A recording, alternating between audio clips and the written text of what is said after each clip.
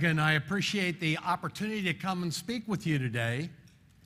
You know, I have three missions, I was told. First and foremost, my mission is to define why I believe, at least, business needs standards and accredited certification.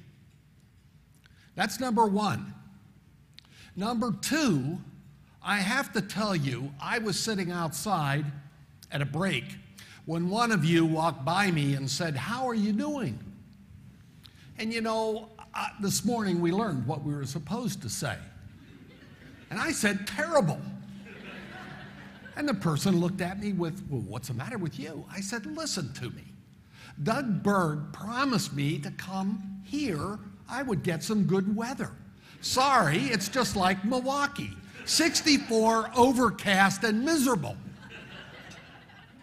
So my number one, as I told you, is to help you with the standards process and third-party accredited certification. The next piece I want to do, I am not a rainmaker. I am a rain dissipator. So I will say to you, when I came in, it was cloudy.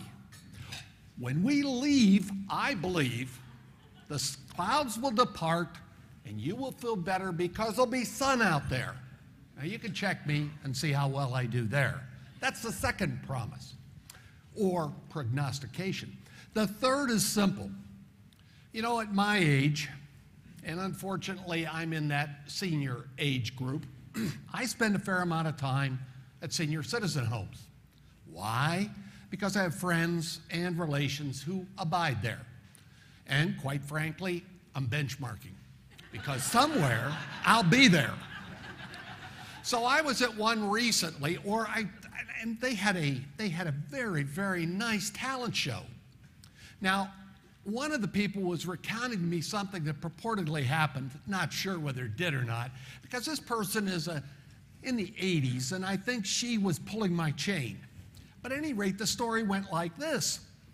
After the talent show, where the people who lived in the community put on talent, they were very talented, they did have a ringer, a keynoter. And the keynoter was a magician by trade, but it was his role to, in fact, hypnotize the whole crowd and make them feel better. So Claude the hypnotist did a wonderful thing. He reached in his pocket and pulled out this magnificent watch and watch fob. And with that, he told everyone, "Watch this carefully. Watch the watch." And he tipped it back and forth. "Watch the watch," he said. "Watch the watch." And he looked out, and pretty soon 150 eyes were watching the watch. He knew he had them hypnotized. He knew he was ready to pull the coup and get their worries behind them. Unfortunately, at that very moment, the watch fob broke. The watch fell on the stage, it smashed into pieces, and Claude said, "Oh, crap." 3 days later, they had cleaned up the senior center. Now, I don't want to leave you with that. That's not my game. So very clearly, I don't want to go there. I want the clouds to disappear, and I want you to get the message on business needs standards. That's the punchline. If you don't get that one, you're fresh out of luck, because I don't have many more.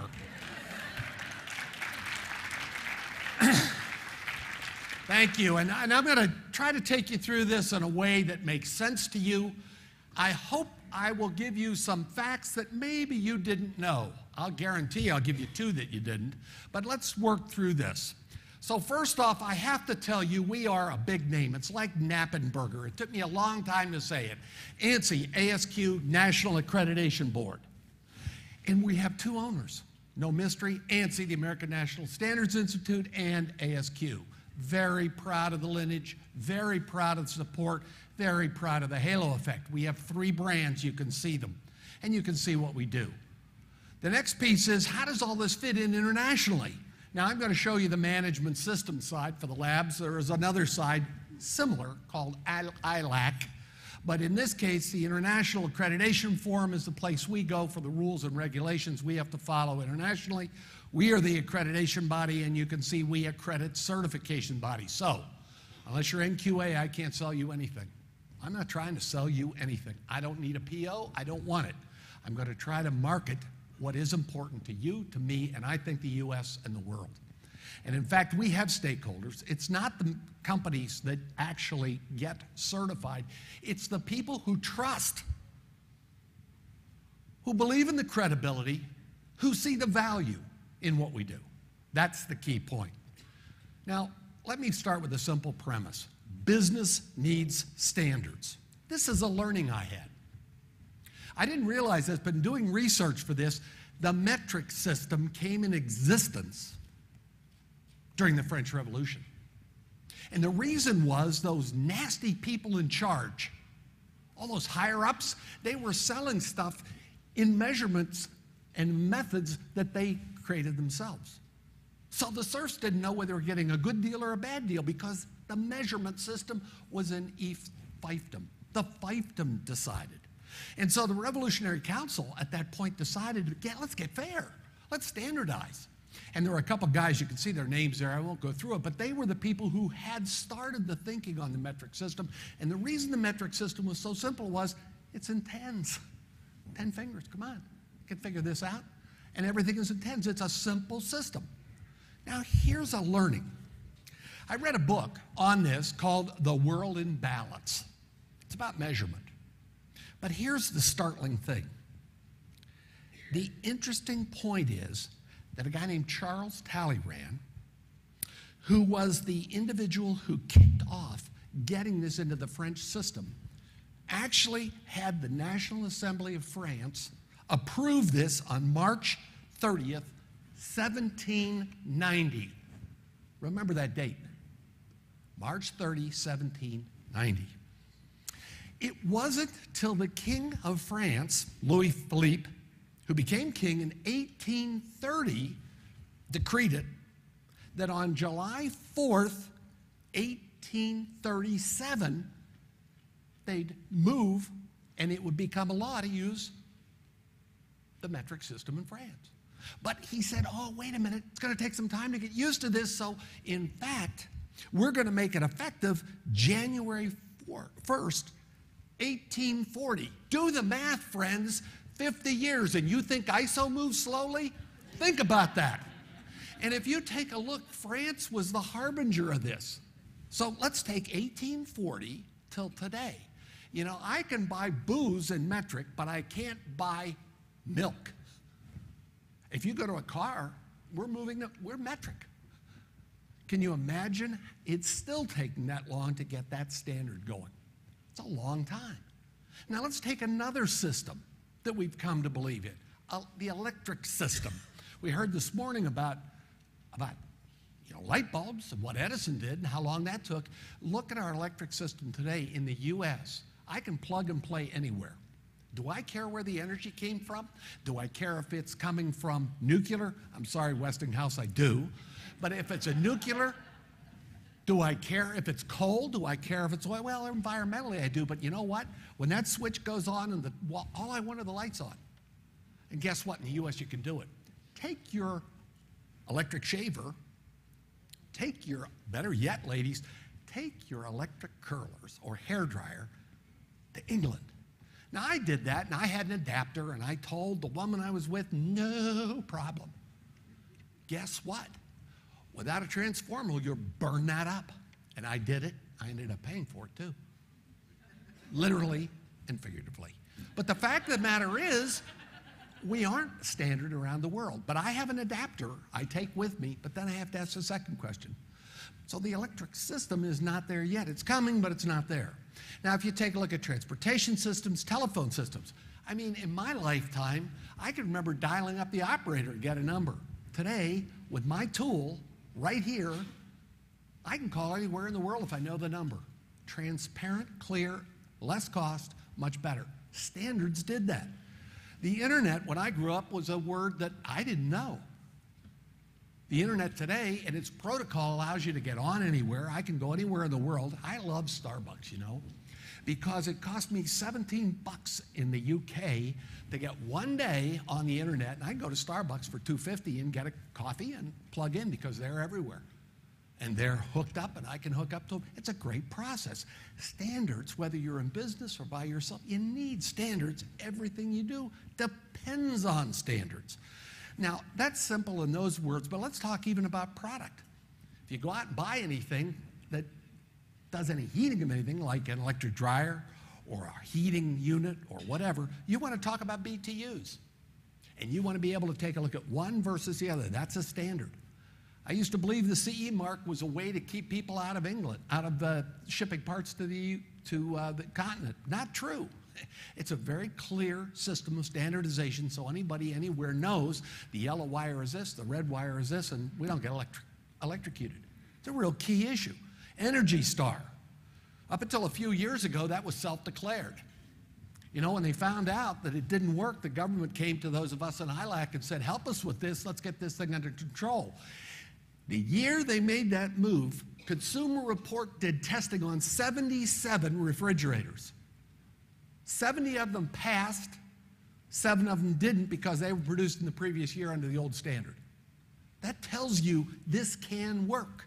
It's possible, and the people who are buying it can be confident. Now, when you move into sizes, that's a whole different game. I learned a lot of lessons about standards there. You know, I can go in, I can buy a shirt off the rack, 17.5, 35. Now, I have a friend. I'm a single guy. Unfortunately, a few years ago, my wife lost a bout with cancer.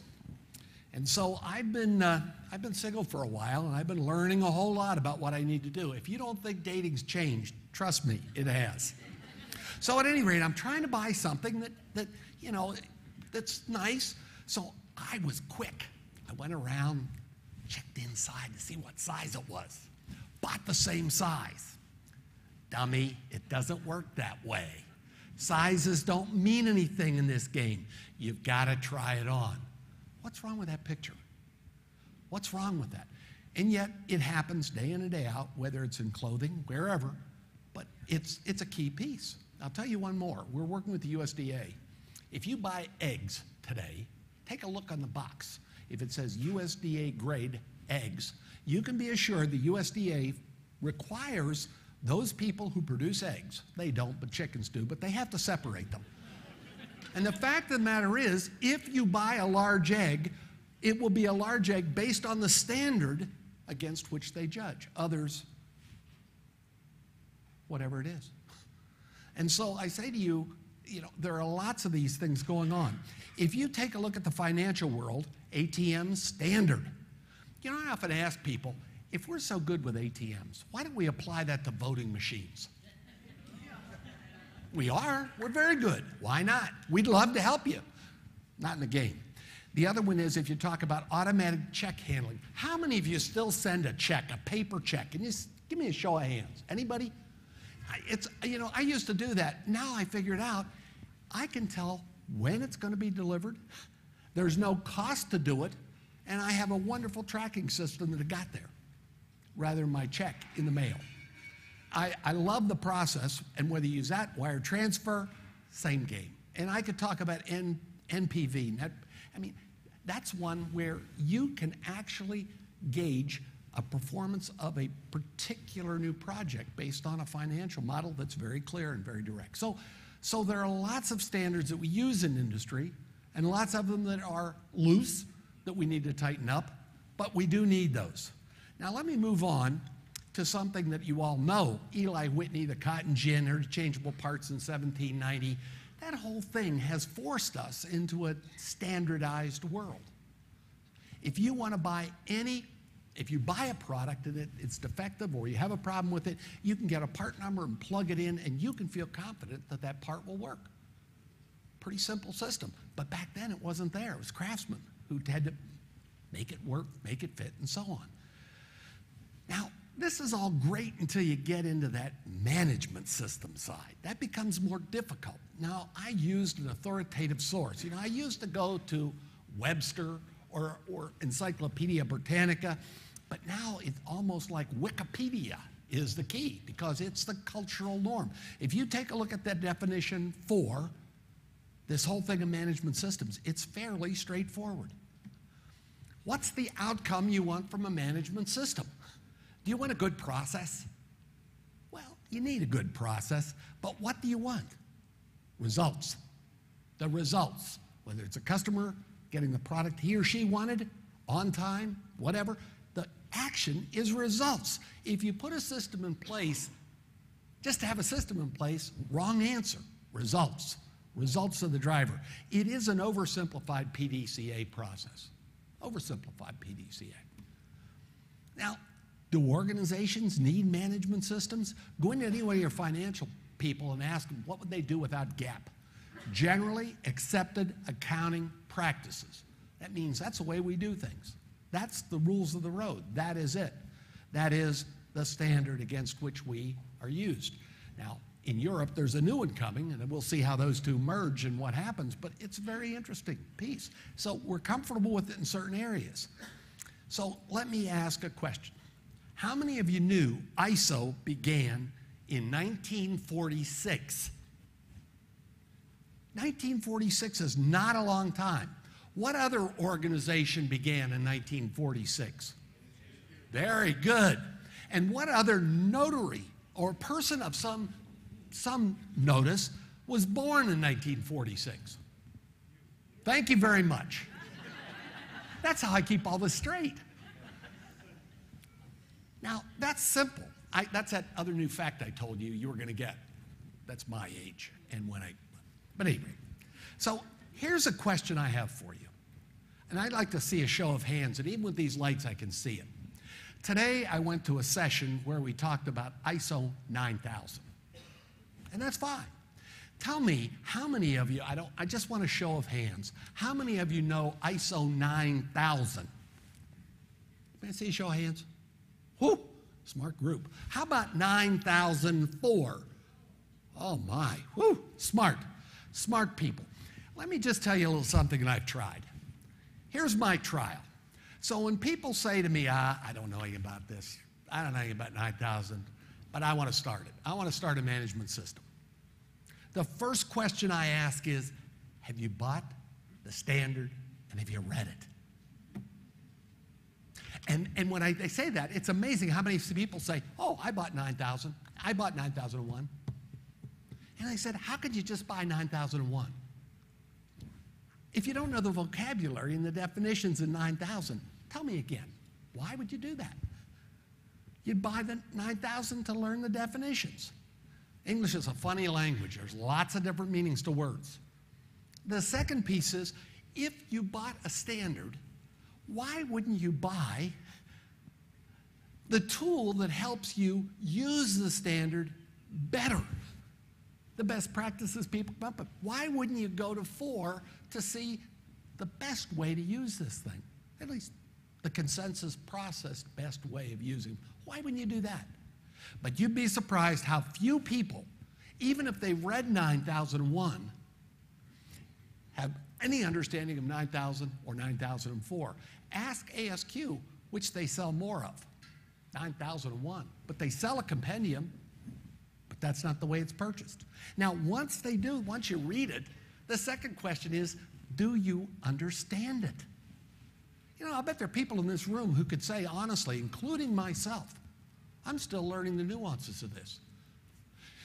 You know, before Columbus came to this world, Spain had a flag, and on the flag it had 3 small words, ne plus ultra. Probably messed up in my Spanish, but that's the general drift. And you know what it meant? Nothing more beyond. And you know why? Because at that time, Spain was at the zenith of the cultural norm of the world. They were incredibly far ahead of the rest of the world. When Columbus came back from the New World, the discovery, Isabella was smart enough to say, whoa, we got to change the flag. The flag says plus ultra, more beyond. Anybody who thinks he or she understands the standard to the nth degree, trust me, there are always people who have a little bit more knowledge. It's constant what my learning is, and my guess is yours too, about this very subject. So you've got to understand the requirements, and then how are you as a company going to meet the requirements in your organization And how do you make sure that's documented in a way that others can move in and say, oh, I get it, I understand how it works? At the ANAB brand, we use 9,000. We do internal audits. We have some people who come in, check us out, customers as well as ourselves, to see how we're doing. And for years, we were going through the process until our controller got hit by a truck on a bicycle. I saw him 2 days afterwards. I would have given you 2 cents for his recovery. He was 38. He fully recovered. He wore a helmet. Thank goodness. He'd have been dead if he hadn't. I couldn't believe the miraculous recovery. But guess what? When he was out, we had no documentation of the management system for his role. And guess what? We almost shut the place down. We didn't know how to pay bills. We couldn't do this, we couldn't do that. And it sounds simple, but it's not. So, you know, the shoemaker's kids went barefoot on that one. But trust me, we're not there today. We're well documented. So we would, you know, finance always said, well, let's keep out of this. No way. They're ingrained and involved. It's a team game. And so understanding how you do that is critical. And then the next piece is, once you think you've done it, once you've documented and are using it, go in and do an internal audit yourselves. You know, if I go to my own house, I know where all the dirt is. If I'm honest with myself, I know where it is. If I have company coming, I know where it is. I know what I have to clean up. And so if you do an internal audit, and more importantly, if you have that management review to sit down and say, hey, here are the gaps. What are we going to do about it? What's our priority? Where are we going? It sets up a mindset that we're driving this toward results, not just meeting a process, but results. And then how is your management defining the goals for this year, next year, and next year? That's the evergreen of this system that keeps it alive, well, vibrant, and focused. You know, my friends at Green Bay Packers won a Super Bowl. Now, they had a great talented team, but do you think they could do it a second year? Atrophy sets in. The team changes, dynamics change. You've got to want it. You've got to stay with it every year. You've got to practice. You've got to work hard to maintain the gains that you had the previous year and move forward. This isn't for the faint-hearted. This isn't for the ones seeking the cert on the wall. This is the one seeking results. If you don't want them, hang the certificate. But you won't get your money out of it. You won't get what you want. You won't get what your customer wants, nor will you get what the stakeholders want.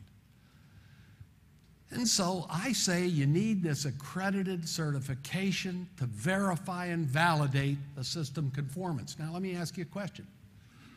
I, every year, go to a doctor to get a physical. First thing he asks me is, how you feeling? I say, oh, I'm okay. Then I could ask myself, well, why am I here if I'm feeling okay? Because I don't know what I don't know. Somebody has got to do some tests on me from a different perspective. Not mine, but a different perspective. I'm selling, I'm feeling great. But am I? What's my blood say? And by the way, I don't want him to come back with results that say, you're great, oh, you're wonderful. I want facts. Because, you know, I got one cut at this life. And at 67, I know my years aren't as great in the future as they've been in the past. Unless I have an S, and I don't think I have that. I'm not Superman. So the fact is, I want to take care of this the best I know how. And by the way, if I'm worried about my risk and risk management on me, why wouldn't you and the company be interested in risk management on themselves? Why wouldn't they want that to validate and verify that the system is as profound as everyone says, oh, I'm good, I'm okay. And to ensure it improves year over year.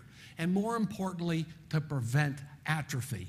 Why is it that as a quality professional, when I'm having guests over, I have to clean up and get ready? Why wouldn't I keep it that way every day? It's tough to do that.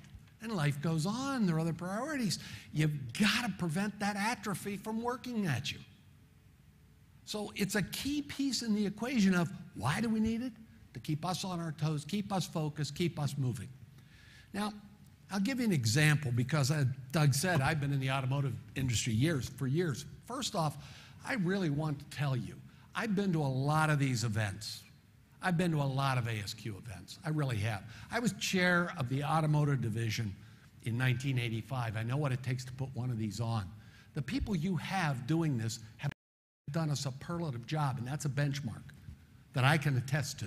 And I'm not trying to make them any better than what you already know they are. This is a great conference. And I got to tell you, I'm impressed. Now, in the automotive industry for years, we railed on the fact that every Tom, Dick, and Harry under the sun working for an auto supplier could come into us, people who were serving them, the supply base, and beat us up. By the way, they had all these different standards, but every one of those, Jaspers, had their own spin on it. Had their own spin on it. It drove you nuts. At one time at a company called TRW, I had eight quality manuals because everyone wanted his own or her own. Every customer said, oh, no, you can have one for me. In 1985, the automotive division of ASQ, at that time ASQC, asked the purchasing leaders of the big three to come to an event. And it was a watershed event because we dumped on them about this. They, to their credit, decided to go with one management system standard, which at that time became QS 9000. Guess what it did? Focused on one system with their additives, but still one system. Made our lives and multitude of lives through the organization much better. There was no appeal process. And I learned something very clearly. I learned the golden rule. When I was a little guy, I thought I knew the golden rule, but I learned the golden rule. Let me recite it as I've been told. He who has the gold makes the rules. That's a problem. That is a problem. And so, as I said, this whole industry shifted because they saw a better process.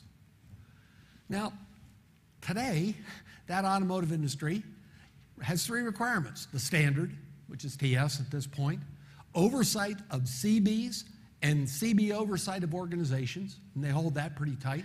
And then the big issue, and the one we don't like to talk about, is the work required to comply and improve.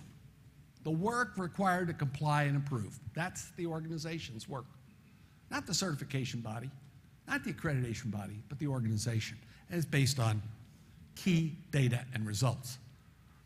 Now, if I take a look at some of the reasons I believe it's important, you can read these, I'm not going to go through them, but the drift, absolutely the drift here is to get everybody on the same page, working on the same target. And the target is results. Results, not process, results.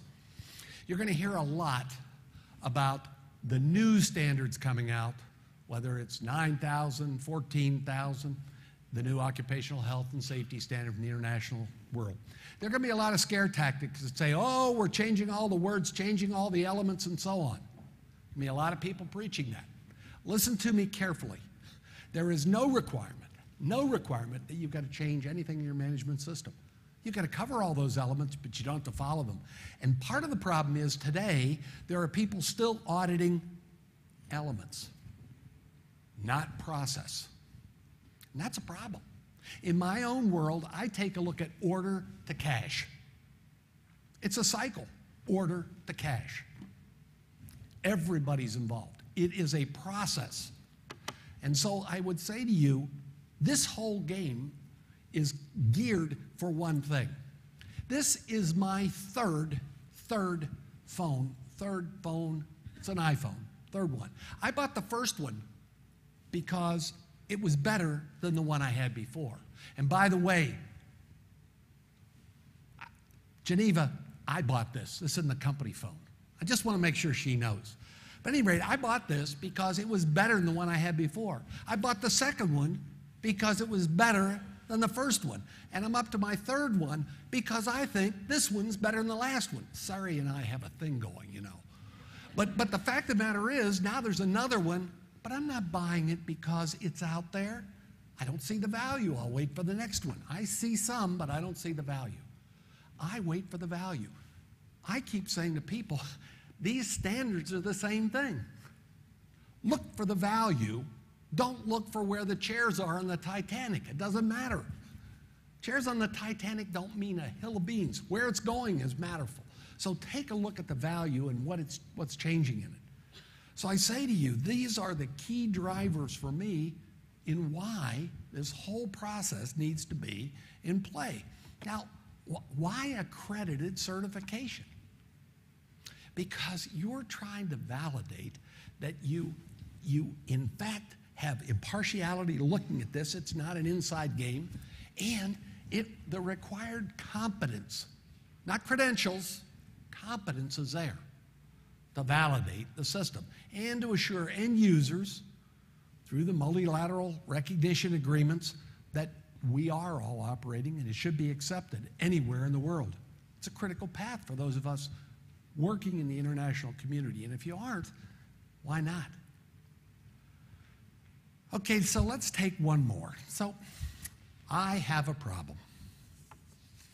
It was interesting because I saw in the paper, Letterman's on this before I could talk about it. I was going to talk about this.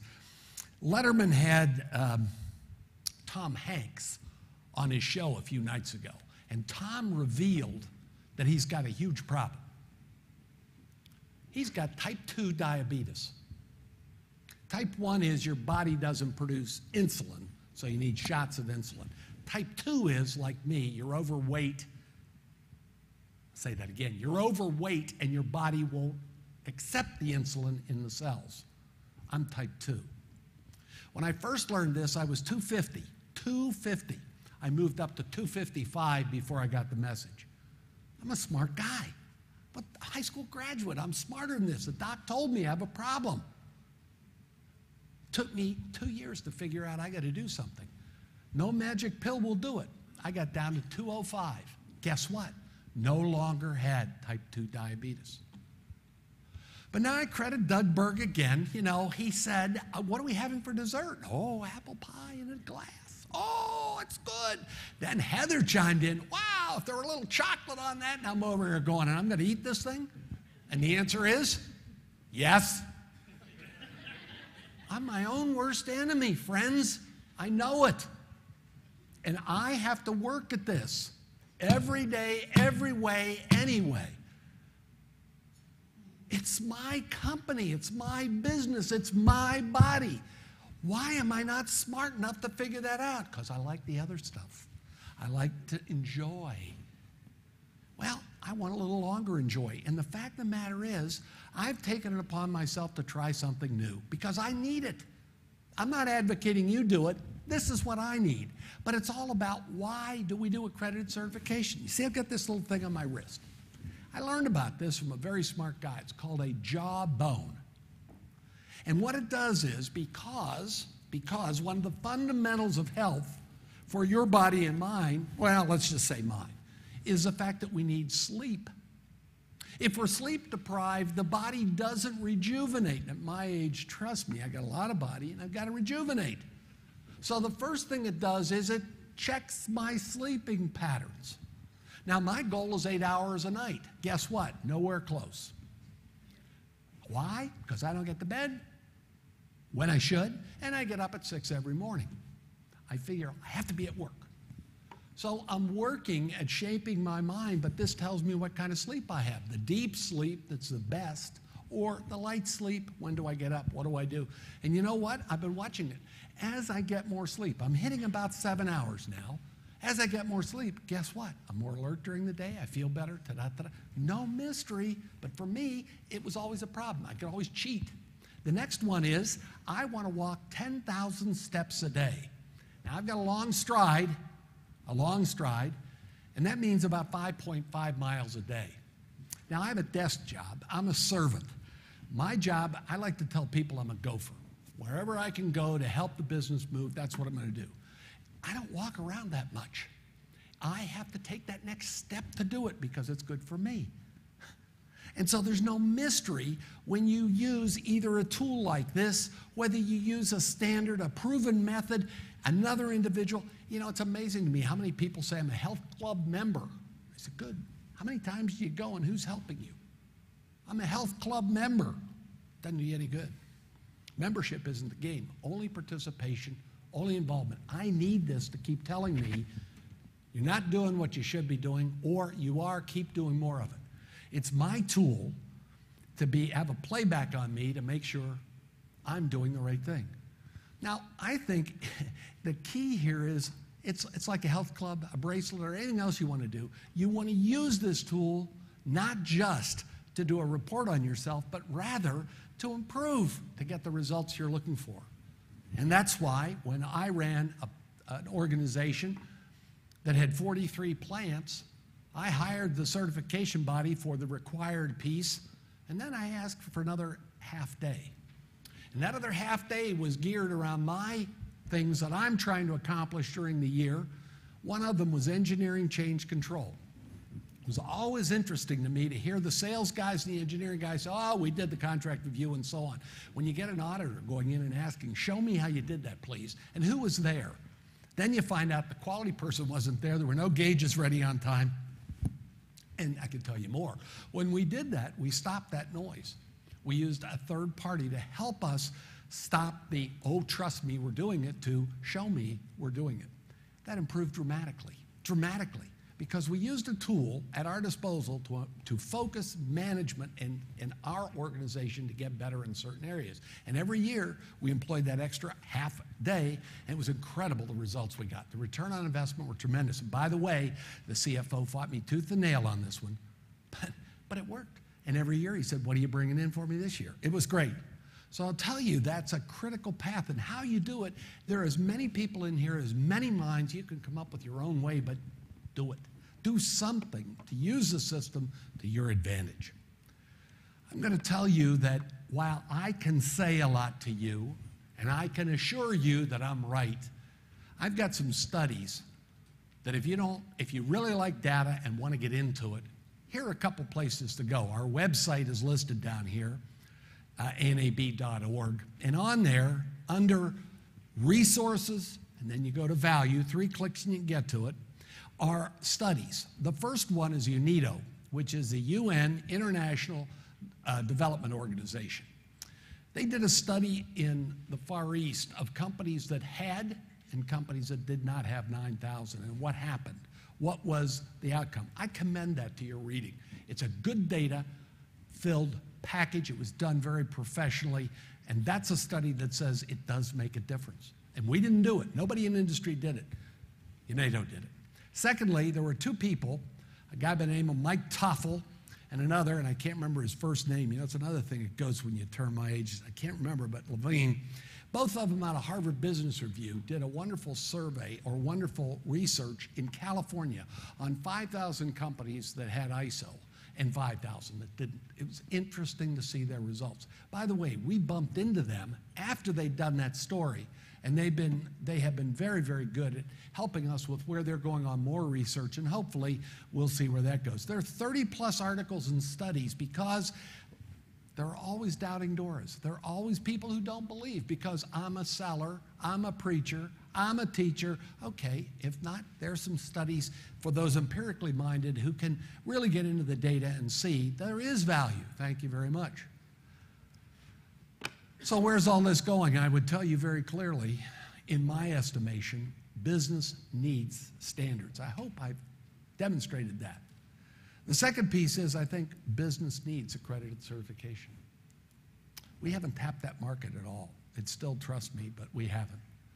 And the challenge I would have for every professional in the business is, what should each of us be doing to advance the use of both? What is it? How do we get there? How do we build that? So I tried to tie the health side, the individual side, which is real for each one of us. Figure out how well you do on that score and why you need that doctor to be able every year to do a good assessment of you and what's going on. Honest to goodness. No certificate, real world, I want to know. To a company doing the same thing. Explain that to me, please. Help me with that. And you may have a better idea. And I'm not trying to sell just for the sake of selling because I can't sell you anything. But I can tell you, in my mind, this makes a difference in one thing. Results. Employ it well, use it well, you'll win big time. And for that, I thank you for your attention, and I wish you well on your movement in this direction. Thanks.